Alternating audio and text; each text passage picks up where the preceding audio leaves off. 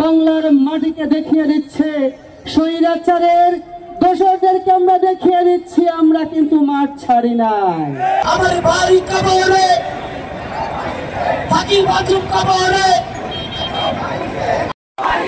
থাকি বাজুম কবরে, লিটন কেন বাহিরে, হাসিনা কেন নির্যাতিত জাতির হাতারিতে ফেটে পড়া আকাশের বিচ্ছিন্ন অবয়ব থেকে এরা জন্ম নিয়েছে আবাবিল পাখি হয়ে। এরা এক অপ্রতিরোধ অভূতপূর্ববীর, যাদের অকুতোভয় সাহসিকতা নিয়ে অধুনা সভ্যতার রয়েছে সীমাহীন অজ্ঞতা। আছি আমাদের শহীদ ভাইদের রক্তের বিনিময়ে পাওয়া এই বিজয়কে প্রতিষ্ঠিত করার জন্য আছি। দীর্ঘ একটি মাস পার করেছি স্বাধীনতার, ভুলি নাই শহীদ আলী রায়হানকে, ভুলি নাই।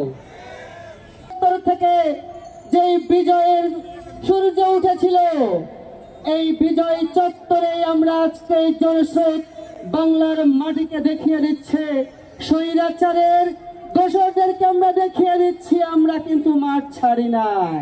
অবশেষ ডাক্তারদের তুমি হয়ে ফিরে আসতে চেয়েছ, কিন্তু তাও সফল হও না। তোমাদের কোন ষড়যন্ত্র আমাদেরকে আর দাবিয়ে রাখতে পারবে না।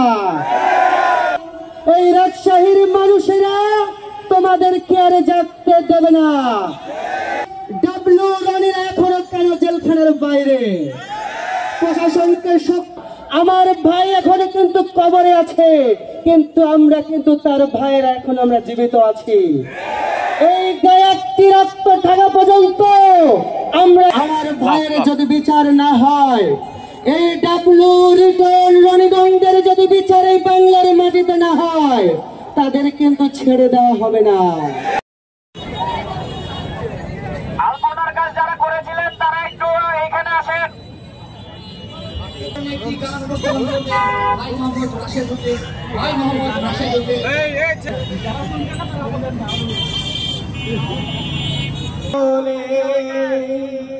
মারলে বাধা দেব না,